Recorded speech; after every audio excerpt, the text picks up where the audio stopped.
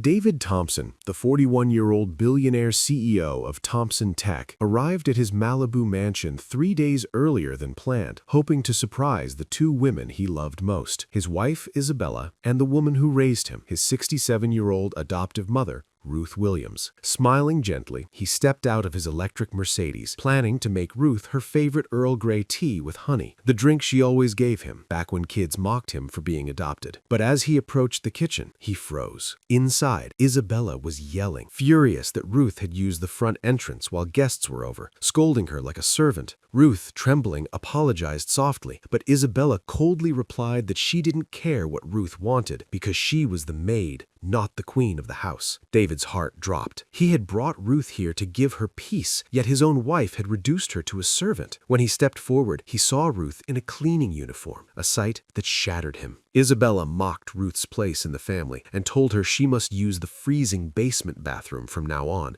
because heated bathrooms were for guests. Ruth tried to explain that the basement had no heat, but Isabella simply told her to be grateful she was tolerated at all. Heartbroken, David retreated to his office and spent hours reviewing security footage. What he watched made him sick. Ruth eating cold leftovers in the basement. Ruth shivering at night because Isabella hid the heating remote. Ruth's letters from Chicago thrown away by Isabella. Then came the worst moment, a video of Ruth preparing a candlelit dinner for the anniversary of David's adoption, only for Isabella to walk in, scoff, and dump the homemade cake straight into the trash, calling Ruth an old black woman pretending to be the mother of a billionaire. David's heart trembled with rage. Later, he discovered Isabella's WhatsApp group, Malibu Elite Wives, where she insulted Ruth daily, saying things like, "Send her back to the ghetto," and finally admitting she was collecting fake evidence of dementia so David would put Ruth in a facility and remove her permanently. The next morning, Isabella performed her fake concern routine at breakfast, claiming Ruth was confused, leaving water running, cooking at 3 a.m., lies that only fueled David's determination. That afternoon, he met former LAPD detective Marcus Rivera, who watched the footage and confirmed it was elder abuse, warning that Isabella was building a false medical case. They needed her phone and laptop, and David knew the perfect moment, Friday night's charity gala, when she always left her devices charging in the closet. That night, David found Ruth alone in the garden and gently asked if Isabella had been hurting her. Ruth, trying to smile through pain, said she might not belong in his world, but David held her hand and insisted she let him protect her, just as she once protected him. On Friday night, Isabella walked downstairs in a sparkling dress and announced that she'd arranged for Ruth to be taken to a care facility on Monday, papers already signed. But David calmly replied that Sunny Acres had called him to ask why Isabella had forged his signature. She froze. He exposed her lies, saying Ruth had passed every cognitive exam. Then, with a tap on his phone,